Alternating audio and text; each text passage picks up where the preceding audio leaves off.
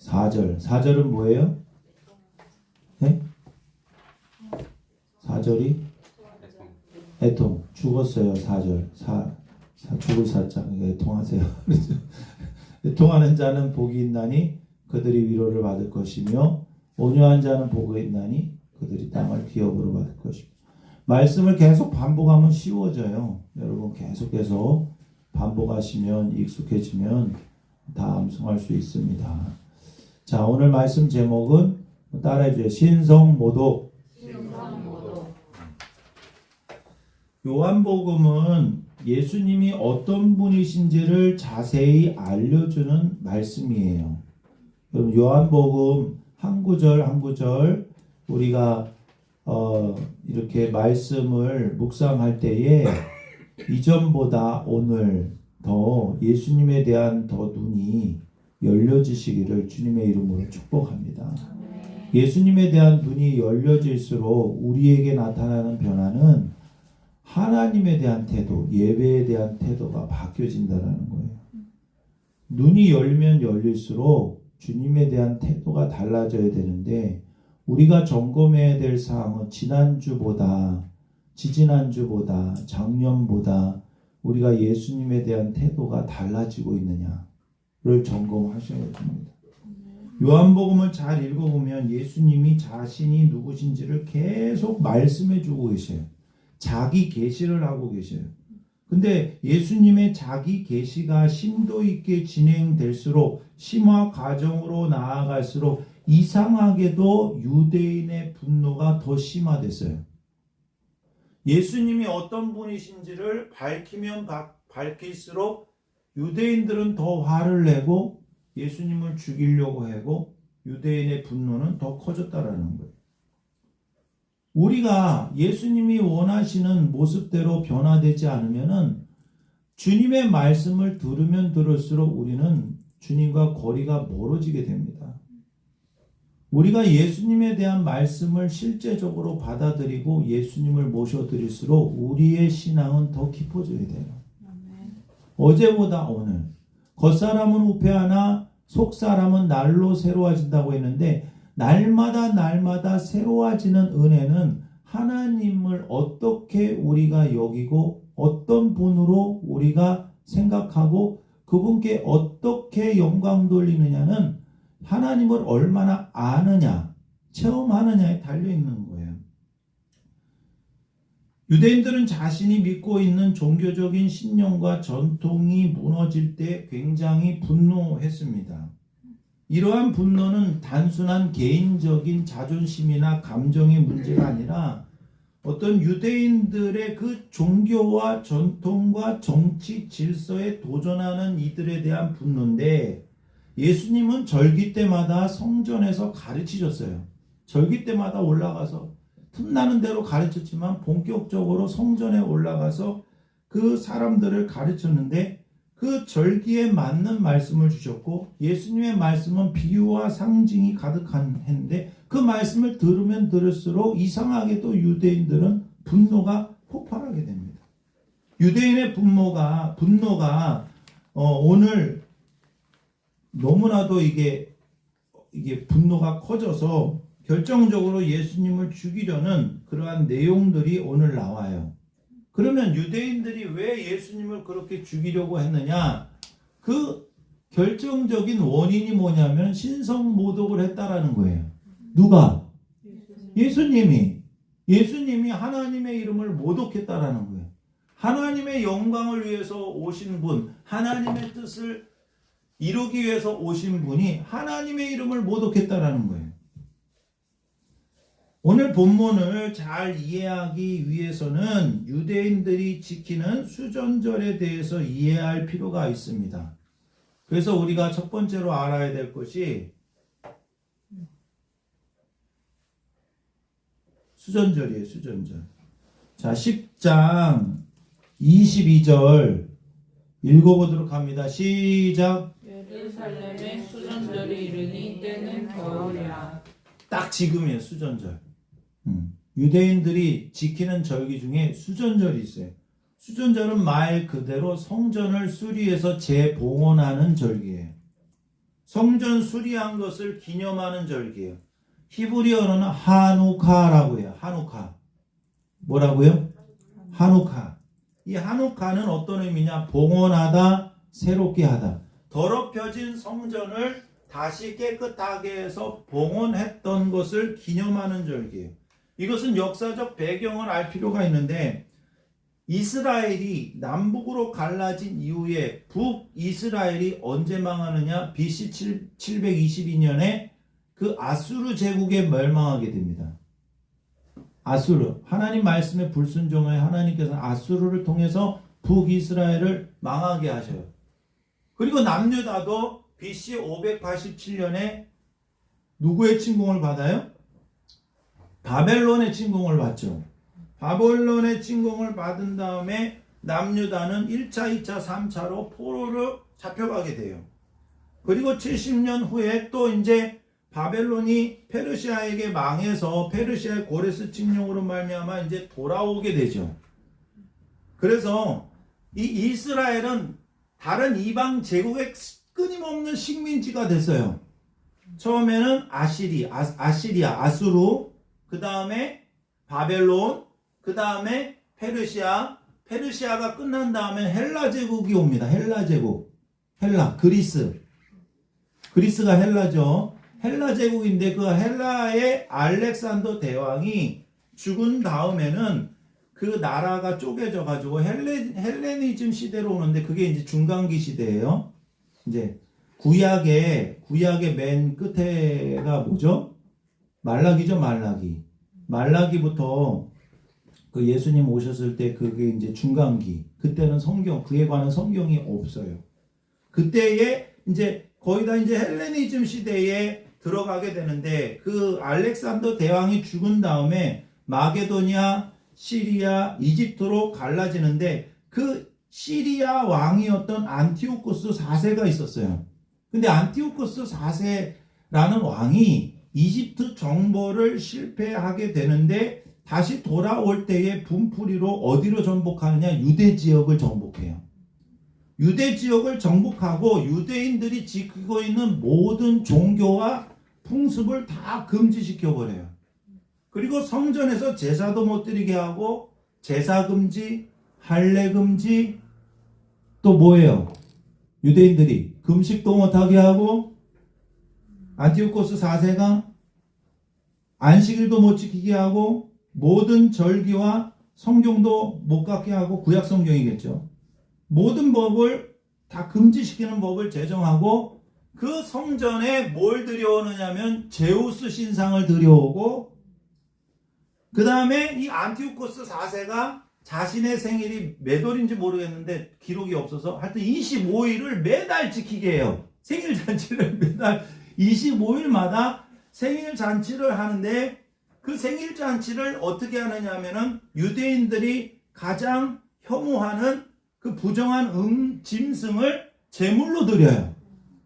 그 중에 하나가 돼지죠. 그러니까 유대인들이 분노가 폭발하죠. 그리고 안티오코스 4세가 자신을 신이라고 해서 어떤 명칭을 붙이냐면 에피파네스, 신이 현현했다. 에피파네스로 신격화하도록 부릅니다. 그래서 안티오코스 에피파네스라고 불러요. 로마 황제는 뭐라고 불러요? 퀴리오스라고 부르죠. 주님. 그것도 이제 하나님, 거의 신격화하는 거죠. 하나님이라는 거죠. 이에 반대하는 수만 명의 유대인들을 어떻게 하겠어요? 다 학살해버려요. 이에 반대해서 마카비라는 사람이 주동이 돼가지고 마카비 혁명을 일으킵니다. 유대인 반군들이 결성이 돼서 3년 동안 게릴라전을 해요. 마치 예전에 베트남 전쟁처럼 낮에는 가만히 있다가 밤에 다 일어나가지고 그 게릴라들이 어떻게 해요? 싸워요. 그래서 3년 동안 전쟁을 하게 되는데 그렇게 해서 BC 164년에 안티오코스는 완전히 예루살렘에서 철수를 하게 됩니다. 그때가 언제냐면 12월 25일이에요. 되게 신기하죠.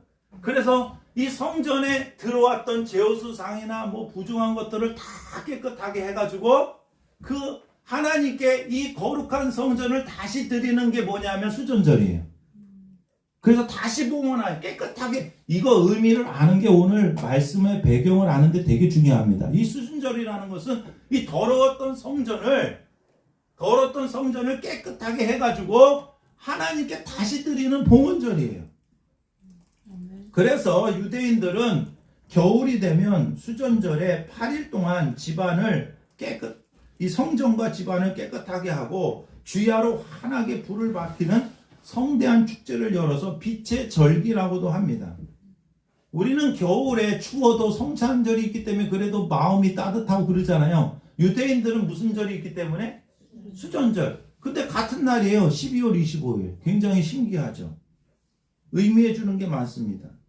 겨울이지만 성탄절이 마음을 따뜻하게 해주는 것처럼 유대인들은 수전절을 통해서 그 해방의 기쁨, 승리의 기쁨, 이 하나님께 예배하는 이 장소, 이 거룩한 하나님의 성전을 다시 깨끗하게 해가지고 하나님께 올려드리는, 봉헌하는 한옥화 절기로 지켰다라는 거예요.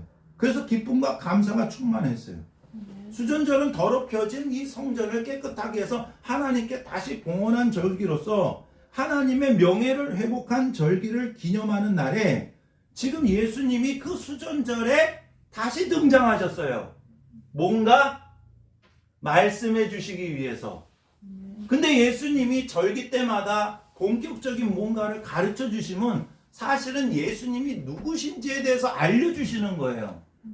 여러분, 매주 이렇게 강단을 통해서 말씀이 전해지는데 중요한 거는 뭐냐? 우리가 예수님에 대해서 얼마나 더 알아가고 있느냐가 중요한 거예요. 안 그러면은 우리는 아무런 관계가 없고 예수님에 대해서 말씀에 순종할 수도 없고 예수님을 알아갈 수도 없는 거죠.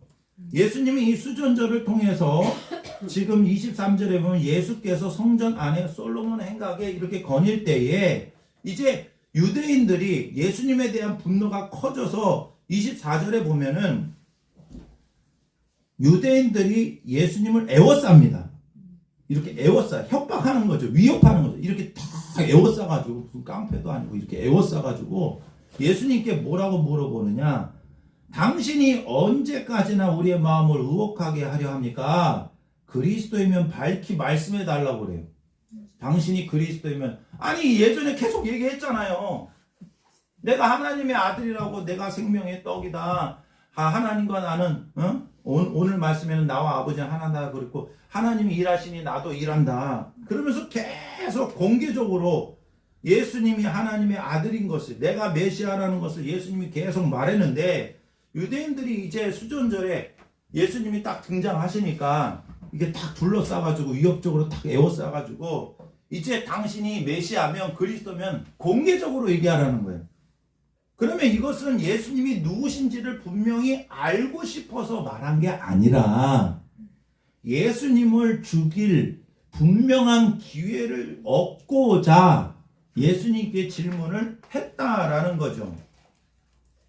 25절에 예수님께서는 뭐라고 말씀하십니까? 25절 읽어주세요. 25절 시작. 예수께서 대답하시되 내가 너희에게 말하였으되 믿지 아니하는도다. 내가 내 아버지의 이름으로 하는 일들이 나를 증거하는 것이니.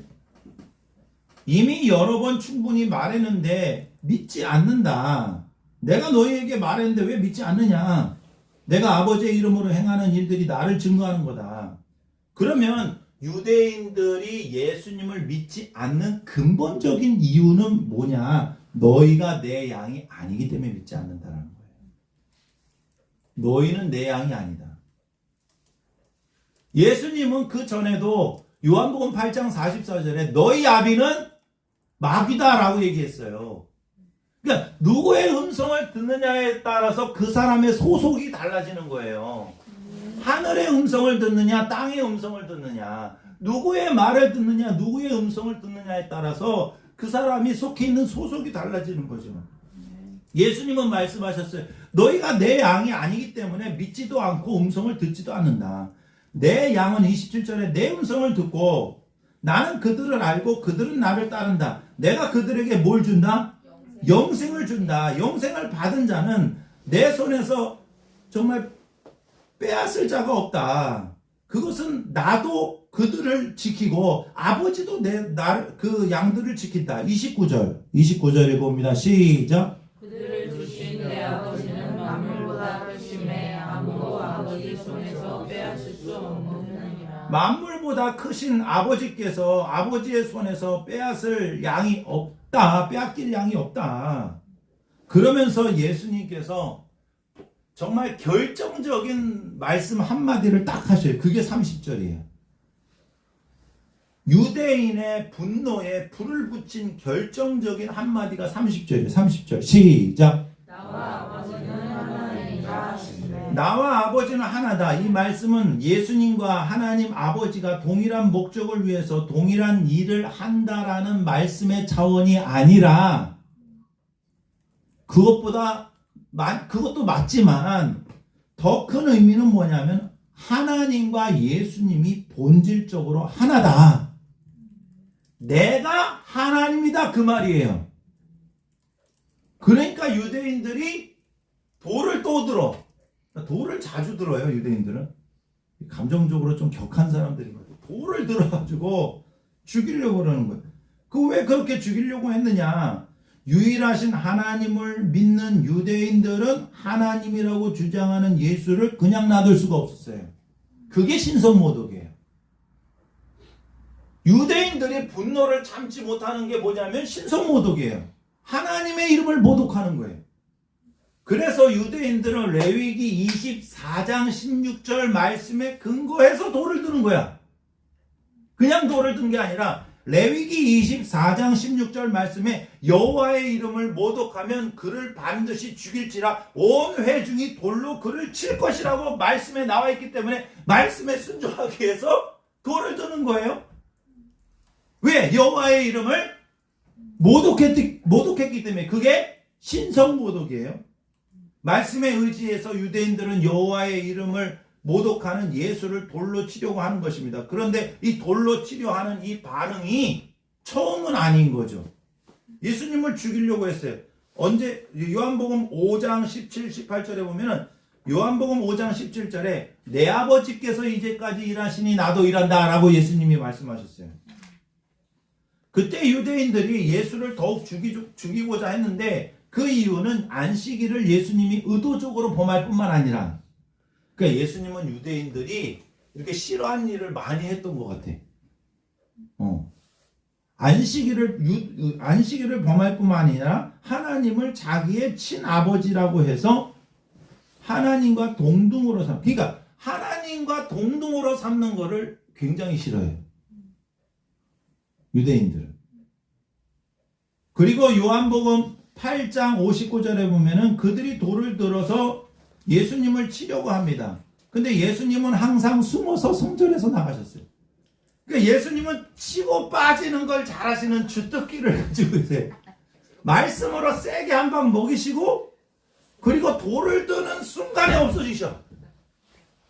야, 예수님한테 잽싸십니다. 말씀도 아주 파격적으로 하시고 숨는 것도 잘하셔요. 왜? 지금이 죽을 때면 가만히 있지만 죽을 때가 아니기 때문에 더 하실 말씀이 많고 더 이루실 하나님의 뜻이 많기 때문에 예수님은 치는 것도 말로 치는 것도 잘하고 숨는 것도 잘하세요. 예수님의 주특기는 치고 빠지는 거예요. 사람들의 심기를 잘 건드리고 잘 피해 다닌 것 같아요. 근데 오늘 31절에 다시 한번 유대인들이 돌을 치려 합니다. 그 이유는 뭐냐? 근데 오늘 예수님께서는요, 치고 빠지는 게 아니라 더 치고 빠지는 모습을 볼 수 있어요. 조금 더 말씀을 더 하세요. 32절 읽어주세요. 32절 시작. 예수께서 대답하되 내가 아버지로 말미암아 여러 가지 선한 일로 너희에게 이루거늘 그 중에 어떤 일로 나를 돌로 치려 하느냐. 조금 더 말씀하세요. 돌을 들었는데 이젠 조금 더 말씀하세요. 야, 예수님 배짱이 대단하십니다. 내가 아버지로 말미암아 여러 가지 선한 일을 너희에게 보여줬는데 그 중에 어떤 일로 나를 돌로 치려 하느냐. 그때 유대인들이 말합니다. 네가 선한 일을 했기 때문에 우리가 돌로 치는 게 아니라 뭐 했기 때문에? 신성모독 때문에 너를 죽이려고 하는 거죠. 오늘의 주제는 신성모독이에요. 그러니까 신성모독이 가장 큰 주제예요. 그러니까 유대인들이 예수님을 제일 싫어했던 게 뭐냐면 너 때문에 하나님의 이름이 모독을 받는다. 네가 하나님이라고 하니까 그게 신성모독이다. 네가 사람이 되어서 자칭 하나님이라고 하니까 네가 선한 일을 했기 때문에 우리가 돌로 치려는 것이 아니라 네가 신성모독을 했기 때문에 돌로 치려는 것이다 라고 유대인들이 분명히 말합니다. 이에 대해서 예수님은 칠세라 또 다른 말씀을 하시는데 어떤 말씀입니까? 34절 읽어주세요. 시작. 예수께서 이르시되 너희 율법에 기록된 바 내가 너희를 신실하는 바 하지 아니하냐. 35절 성경은 배하지 못하나니 하나님의 말씀을 받은 사람들을 신이라 하였거든. 이 말씀은 시편 82편 6절 말씀에 근거한 예수님의 말씀이에요. 시편 82편 6절에 뭐라고 말하냐. 내가 말하기를 너희는 신들이며 다 지존자의 아들들이라 하였으나 다 지존자의 아들들이라는 것. 너희들은 신들이다. 여기서의 신들은 신의 대리자를 말하는데 구체적으로 누굴 말하느냐? 재판장들을 말해요. 그 사사기의 사사, 재판장들.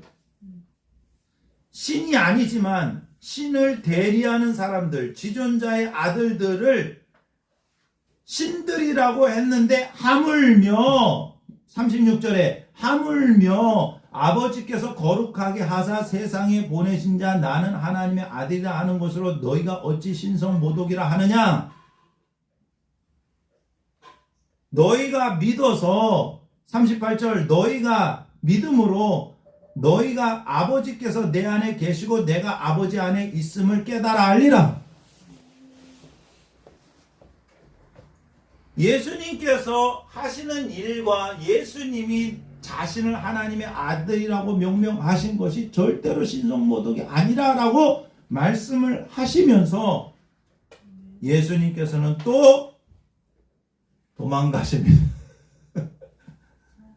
39절 그들이 다시 예수를 잡고자 했으나 그 손에서 벗어나 나가시니라. 일단 우리는 살을 빼야 돼요. 잽싸게 빠듯이 저기 말씀하고 또 빠지고. 저는 이 말씀을 이렇게 줍니다. 이게 배경이에요. 오늘 배경. 그러면 유대인들이 예수님을 죽이고자 한 게 신성모독인데 누구보다도 하나님의 말씀을 잘 알고 누구보다도 하나님께 영광 돌리기에 힘썼던 이 유대인들에게 진정한 신성모독이 뭔지를 알려주시는 거예요. 어떤 절기를 통해서? 수전절을 통해서. 우리가 오늘 말씀을 통해서 알아야 될 것은 무엇이 신성모독인가? 여러분 뭐가 신성모독이에요? 하나님의 이름을 더럽히는 게 신성모독이에요. 무엇이 하나님의 이름을 더럽히는 건가요? 저는 로마서 2장 말씀이 생각이 났어요. 로마서 2장 말씀 한번 찾아볼까요? 뭐가 하나님의 이름을 더럽히는 거냐? 뭐가 하나님을 욕되게 하는 거냐? 저는 말씀을 준비하다가 로마서 2장 말씀이 그냥 생각이 났어요.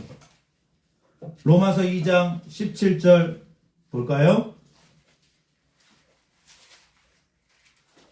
로마서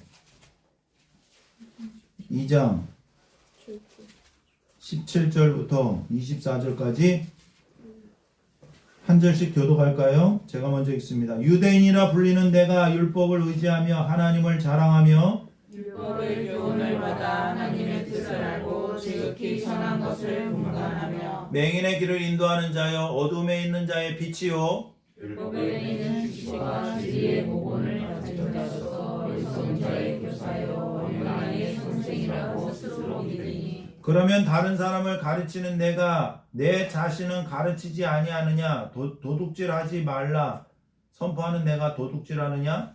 가난하지 말라 말하는 내가 가난하느냐? 우상을 가지니 여기는 내가 심지어 물건을 도둑질하느냐? 율법을 자랑하는 내가 율법을 범함으로 하나님을 욕되게 하느냐? 기록된 바와 같이 하나님의 이름이 너희 때문에 이방인 중에서 고독을 받는도다. 유대인은 스스로 하나님을 자랑하고 율법을 자랑하고 본인들이 하나님의 뜻을 잘 알고 선한 것을 잘 분별해서 맹인들을 잘 인도해 줄 수 있고 어둠에 있는 자의 빛이라고 스스로 믿었어요. 어린아이의 선생이라고 스스로 믿었어요. 자기는 신앙생활을 잘한다고 스스로 믿었어요. 그런데 바울은 말합니다. 다른 사람을 가르치는 네가 왜 너 자신은 가르치지 않느냐? 다른 사람의 잘못을 잘 보는 네가 왜 너 자신은 고치지 않느냐? 도둑질을 하지 말라고 그 말하는 네가 왜 도둑질하냐? 간음하지 말라고 말하는 네가 왜 간음하냐?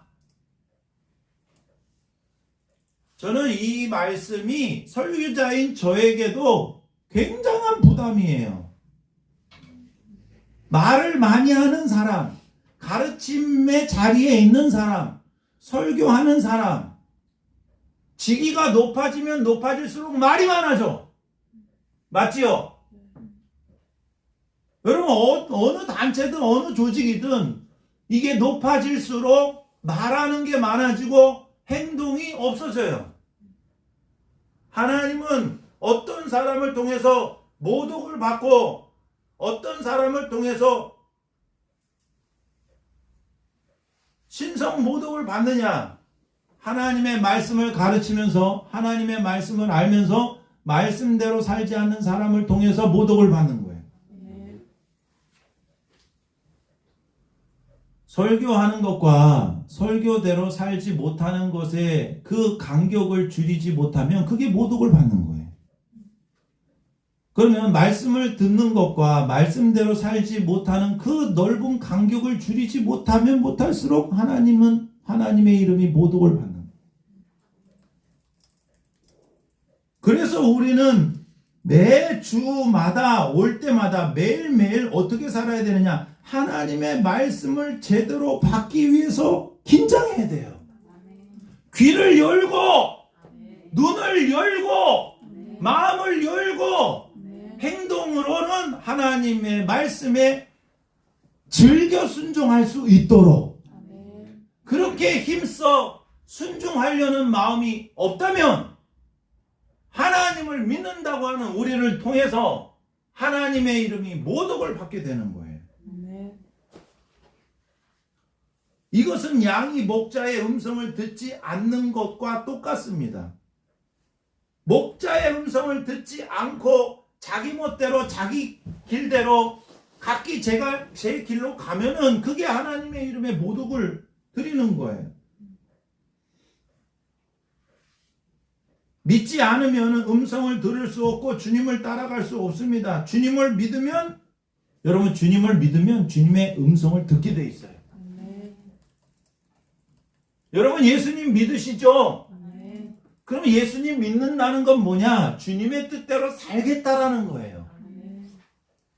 목자 대신 예수님을 믿는다라는 것은 내가 주님의 음성을 듣고 주님을 알고 주님을 따라가는 믿음의 삶을 살겠습니다라는 순종의 의지예요. 순종의 의지.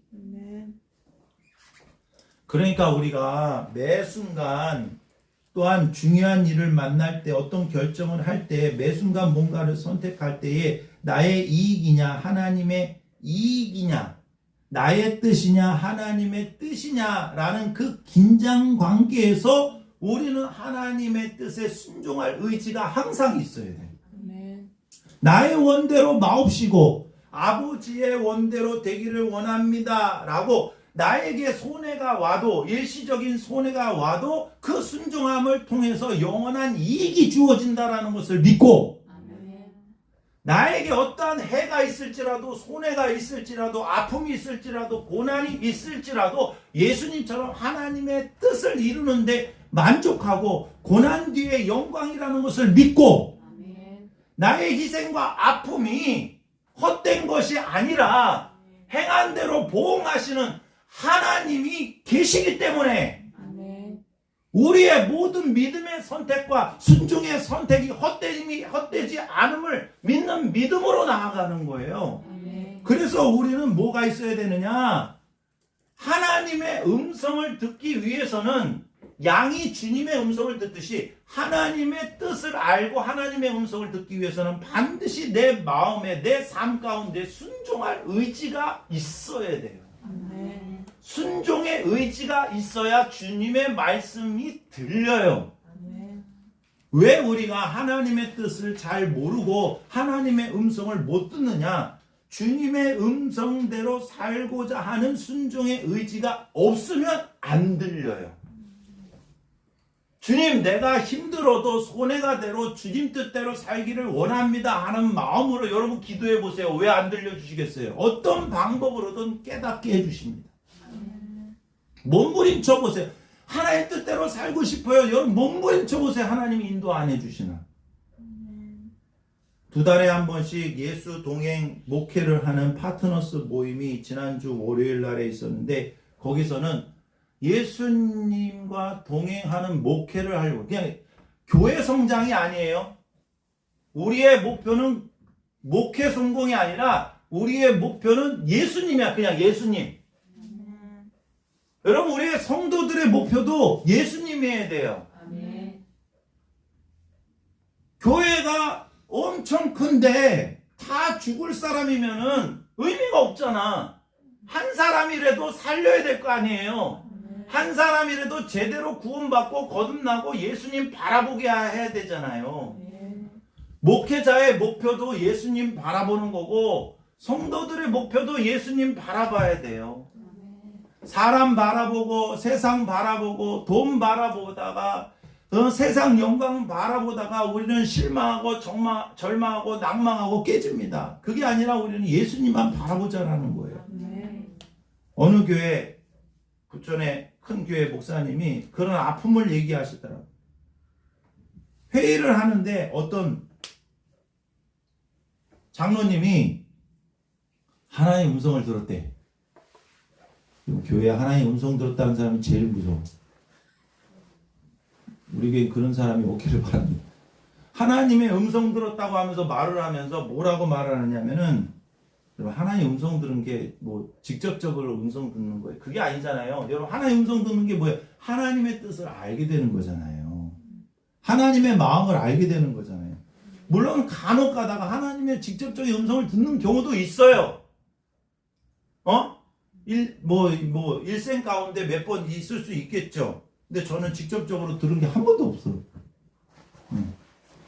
근데 그 장로님이 하나님의 음성을 들었다고 하면서 목사님한테 뭐라고 얘기했냐면, 목사님 사무실을 빼세요라고 하나님이 말씀하셨다는 거예요.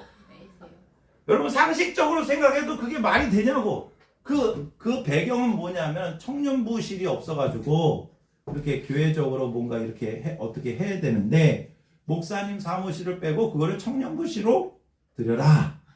그게 하나님이 그렇게 말씀하셨다라는 거예요. 근데 이 목사님은 뭐가 제일 놀랬냐면, 하나님의 음성 들은 거를 그렇게 쉽게 얘기를 한 거에 대해서, 물론 목사님은 그 빼서 줄 의향도 있어. 워낙 선하시고 예수님만 바라보는 분이. 근데 우리가 너무나도 쉽게 직통 계시를 받는 분들이 꽤 있어요. 그게 어려운 거예요. 하나의 음성 들었다고 하면서 쉽게 말하지 마세요. 근데 중요한 건 우리는 하나의 음성을 들어야 된다는 게 중요한 거예요. 그게 어려운 거예요. 하나님이 말씀하셨다고 그러는데 어떻게 해? 하나님이 말씀하셨다고 그러는데 어떡하냐고. 근데 하나님이 말씀하신 게 공동체를 파괴하는 건 아니잖아요. 덕을 세워야 되고, 맞죠? 교회의 유익이 돼야 되고, 공동체의 유익, 하나님은 그런 식으로 말씀하시지 않아요. 하나님의 음성을 듣는다라는 것은 뭐냐? 하나님의 뜻을 알게 되는 것이고, 하나님의 마음을 알게 되는 거예요. 여러분, 신성모독은 뭐냐? 하나님의 뜻을 알고도 행하지 않으면, 우리가 순종하지 않으면 하나님을 믿는다고 하는 하나님의 백성들 때문에 하나님의 이름이 모독을 받는 거예요. 또 하나는 수전절의 의미에서 신성모독이 무엇인지를 우리가 알게 되는데, 수전절이 뭐예요? 성전을 깨끗하게 하고 그 거룩한 성전을 하나님께 다시 봉헌하는 거예요. 여러분 고린도전서 3장 16절에 뭐라고 말씀하고 있어요? 너희는 너희가 하나님의 성전인 것과 하나님의 성령이 너희 안에 계시는 것을 왜 알지 못하느냐? 여러분 하나님은 우리를 하나님의 성전으로 만드셨어요. 하나님의 성전으로 만들기 위해서 예수님을 이 땅에 보내주셨어요. 예수님을 믿는 이유는 우리를 하나님의 성전으로 만들기 위한 거예요. 누구든지 하나님의 성전을 더럽히면, 여러분 유대인들이 제일 분노하는 게 뭐냐? 하나님의 성전을 더럽혔어. 더럽히는 그 안티오쿠스 4세 그들에 대해서 반대하고 그들에 대해서 분노했지만 자신의 마음과 몸이 더럽혀지는 거에 대해서는 별로 분노하지 않았어요. 여러분 우리가 하나님의 성전인 것을 날마다 기억해야 돼요. 하나님의 성전을 더럽히면 하나님이 그 사람을 멸하신다고 분명히 말씀하셨어요. 하나님의 성전은 거룩하니 너희도 그러하니라. 하나님이 거룩하기 때문에 하나님이 거하시는 것도 거룩해야 돼요. 그래서 하나님의 백성은 하나님의 성전이고 거룩한 성전이 돼야 돼요. 고린도전서 6장 19절 20절에 너희 몸은 너희가 하나님께로부터 받은 바 너희 가운데 계신 성령의 전인 줄을 알지 못하느냐? 그러면 성령의 전이라는 의미가 뭐냐? 너희가 너희의 자신의 것이 아니라 값으로 산 것이 되었으니 너희 몸으로 하나님께 영광을 더. 즉 우리가 내 몸이 내 인생이 내 거라고 생각하는 것 자체가 하나님께 모독이 된다는 거예요. 우리는 우리의 인생이 우리의 몸이 예수님이 값으로 우리를 사셨어요. 내 게 아니야. 내 것이라고 생각하면 하나님의 성전인 것을 잊어버리는 거예요. 내 마음대로 살고 내 뜻대로 살고 내가 원하는 대로 살면은 뭘 잊어버리는 거예요? 하나님의 성전이라는 것을 내가 잊어버리고 사는 거예요. 여러분 내 마음대로 하고 싶을 때가 많잖아요. 그때마다 우리는 외쳐요. 나는 하나님의 성전이다. 나는 거룩한 하나님의 성전이다. 내가 원하는 대로 내가 땡기는 대로 사는 게 아니라 나는 하나님의 거룩한 성전이기 때문에 하나님을 모시고 사는 성전이기 때문에 나를 거룩하게 하나님께 드려야 된다는 거죠. 우리의 몸이 하나님의 성전인 것을 모르면 하나님의 이름이 모독을 받게 됩니다. 우리는 하나님이신 예수님을 모시고 사는 사람들이에요. 언제 우리의 몸이 더럽혀지게 됩니까? 내가 하나님을 모시고 사는 하나님의 성전인 것을 잊어먹고 내가 하나님의 성전인 것을 잊어먹는 건 뭐예요? 그것은 내가 하나님의 것임을 모르고 내 것인 양 살아가는 거예요. 그러니까 내가 하나님의 성전이면 하나님의 것이기 때문에 하나님께 영광 돌리는 삶을 사는데 내가 내 것이면 내 마음대로 살게 되고 나의 영광을 위해서 사는 거죠. 여러분 이 논리를 잘 이해하셔야 됩니다. 내가 예수님이 피값으로 나를 사셨어요. 그죠? 마귀의 것에서 나를 해방시켜서 하나님의 소유로 삼으셨어요. 그러면 우리의 인생은 하나님의 것이에요. 그럼 하나님의 것이면 하나님의 영광을 위해서 사는 존재예요. 그게 구원받은 사람이에요. 그러나 구원받지 못한 사람은 어떻게 살아가냐? 내 것으로 살아. 내가 내 건 줄 알아. 그러면 내가 내 건 줄 아는 건 뭐예요? 내 마음대로 내 영광을 위해서 사는 거예요. 여러분 우리는 구원받은 하나님의 자녀고 하나님의 성전인 것을 기억하시기를 바랍니다. 하나님의 성전이라는 것은 하나님을 모시고 사는 것이고 하나님의 영광을 위해서 사는 존재. 예배자로 사는 거예요. 내 몸이 내 인생이 내 것이라고 생각하면 성전을 더럽히게 됩니다. 유대인들이 성전에 안티오코스 4세가 하나님이 아닌 어떤 신상, 제우스 신상을 성전에다가 모셔드리고 마치 교회에 불상을 모셔드린 것과 똑같은 거예요. 하나님이 아닌 제우스 신상 우상을 성전에 세우고 온갖 더러운 제물로 드리는 것에 분노했듯이 우리도 똑같이 하나님이 아닌 다른 우상을 내가 더 섬기는 것에 분노해야 된다고. 아멘. 하나님이 아닌 다른 것을 내 안에 들어왔을 때 그것을 발견하고 그것을 무너뜨리고 깨끗하게 하기 위해서 우리는 최선의 노력을 해야 된다는 거예요. 아멘. 여러분이 분노하는 게 뭐예요?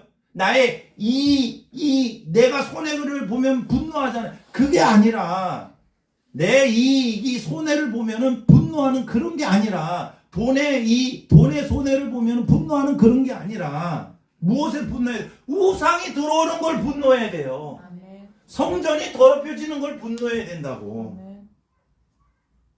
그래서 나를 깨끗하게 주님의 것으로 봉헌하는 이 수전절의 의식을 날마다 행함으로써 하나님께 합당한 영광을 돌리는 아멘. 그 삶이야말로 우리를 통해서 하나님께 영광 돌리는 삶이 되는 것입니다. 아멘. 그것은 누구를 통해서 이루어질 수 있어요? 바로 예수 그리스도를 통해서. 우리를 깨끗게 하시고 우리를 참 성전으로 만들어 주시고 참 성전이신 예수님을 모시게 되면 우리도 하나님의 성전이 되는 거예요. 아멘. 예수님께서 요한복음 2장에서 성전 정화를 하셨어요. 마찬가지로 예수님을 모시면 반드시 우리 안에 일어나는 현상이 무엇이냐? 성전 정화예요. 아멘. 여러분 예수님 모셨어요? 아멘. 예수님이 모셨으면 예수님이 하시는 일은 반드시 무엇이냐? 성전 정화라고. 아멘. 왜? 예수님은 우리를 참된 예배자로 만들기 위해서 지금도 일하고 계셔요. 아멘. 우리를 통해서 영광 받으시기 위해서 지금도 일하고 계셔요. 그래서 빛 대신 예수님께서 수전절이 빛의 절기라고 그랬잖아요. 빛 대신 예수님이 우리 안에서 환히 비춰주셔서 무엇을 발견하게 하시냐?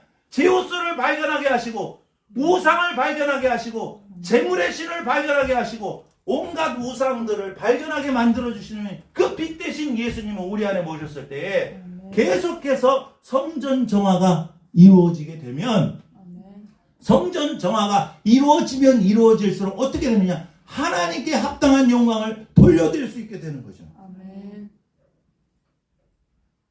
그래서 우리는 적극적으로 우리 자신이 하나님의 성전인 것을 의식하고 적극적인 순종과 적극적인 회개로 말미암아 아멘. 아멘. 하나님께 적극적인 영광을 돌리지 아니하면 우리의 삶을 통해서 하나님은 모독을 받게 된다. 참 어려운 내용입니다. 어떻게 해요? 본문이 신성 모독을 얘기하고 있는데 설교자는 그대로 얘기를 해야지. 그러므로 우리는 적극적으로 주의 음성을 듣고 순종하고 아멘. 적극적으로 하나님의 성전을 깨끗하게 하여 회개하여 아멘. 이것은 누구를 통해서 빛 대신 예수님을 통해서 이루어지는 거예요. 목자 대신 예수님을 통해서 이루어지는 거예요. 아멘. 고린도후서 7장 1절 읽고 마치도록 하겠습니다.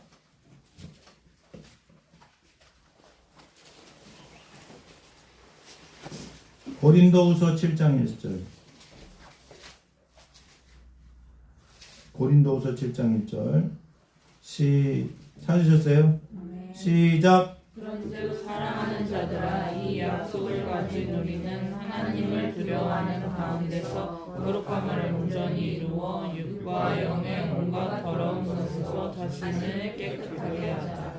빛 대신 예수님을 모시면 성전 정화는 반드시 이루어집니다. 그 일을 예수님께서는 계속해서 하실 거예요.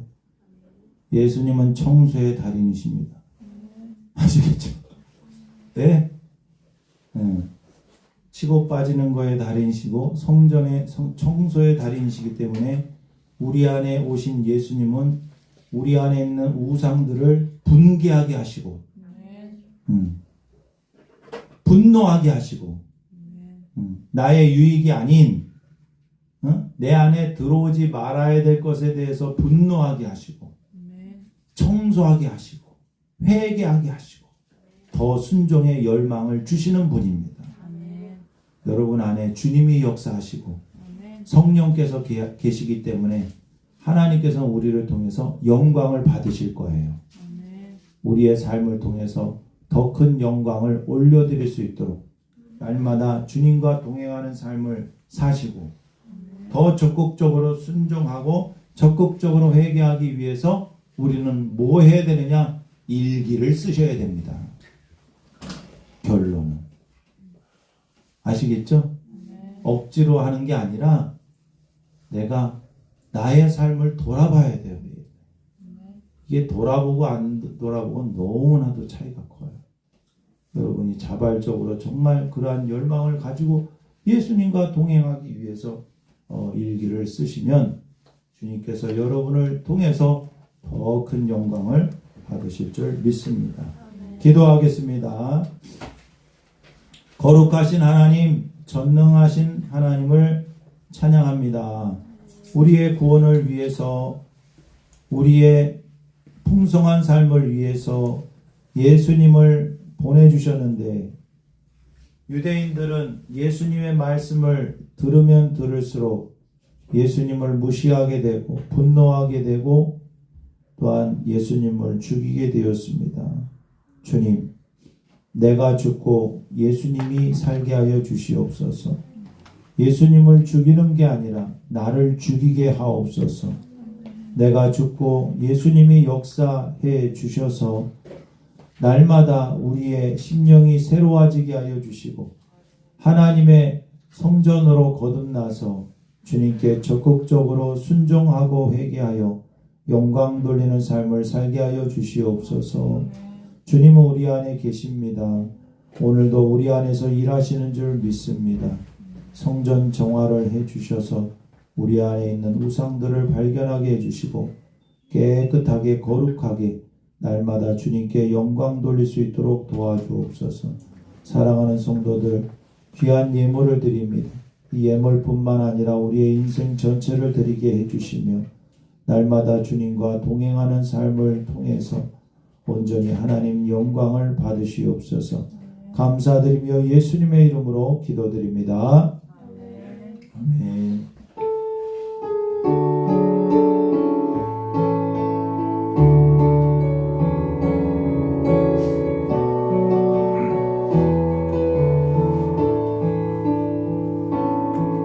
내게 허락하신 시련을 통해 나의 믿음 더욱 강하게 자라나고 험한 삶과 골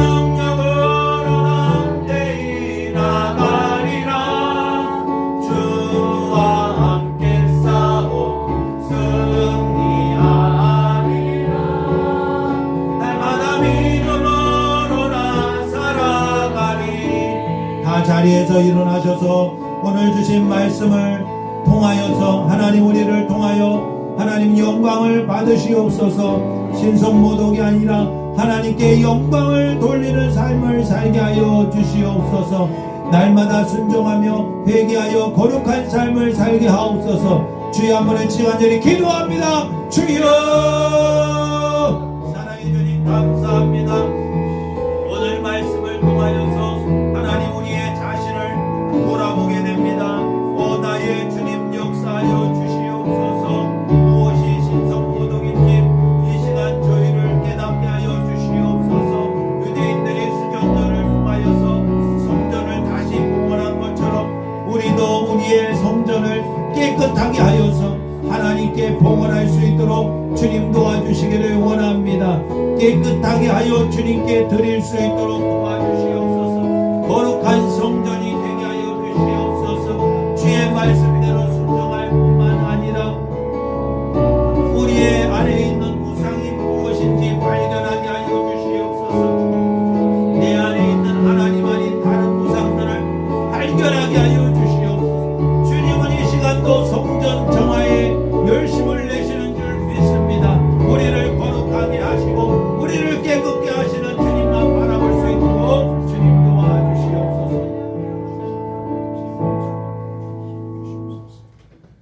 우리 안에 영생을 주시고 생명을 주시고 거룩함을 주시는 주님을 찬양합니다. 우리 안에 계신 주님께서 빛이 되어 주셔서 우리 안에 있는 헛된 우상들을 깨닫게 해주시니 감사를 드립니다. 그 광명의 빛이 우리 가운데 비추어지게 하여 주셔서 성전 정화를 하시는 주님으로 인해서 날마다 우리의 몸과 마음과 영이 더러운 것에서 깨끗해져서 온전히 거룩함으로 하나님께 우리의 성전을 봉헌할 수 있도록 도와주시옵소서. 우리는 우리의 것이 아닙니다. 주님의 것입니다. 주님 영광을 받으시옵소서. 우리 사랑하는 성도들 한 주간의 삶도 지켜주셔서 영혼육이 강건하게 하여 주시고 조금 더 낙심하거나 염려하거나 절망하는 일 없도록 하여 주시고 주님이 항상 우리와 함께 계신다라는 것을 의식하며 하나님의 성전으로 거룩하게 영광 돌리는 삶을 살 수 있도록 축복하여 주시옵소서. 이제는 우리 주 예수 그리스도의 은혜와 하나님 아버지의 무한하신 사랑과 성령님의 감화감동 이와 함께 하심이 이 시간 사랑하는 쉴만한 물가교의 모든 성도들 위해 이제로부터 영원까지 함께하여 주시기를 간절히 축원하옵나이다. 아멘.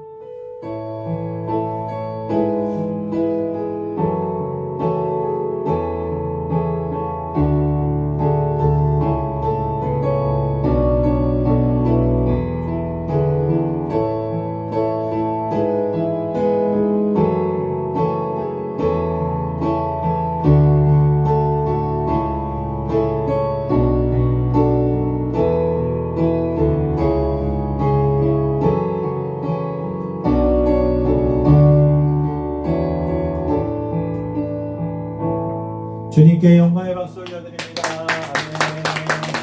아멘. 우리 앞뒤 좌우로 인사합니다. 예수님 한 분이면 충분합니다.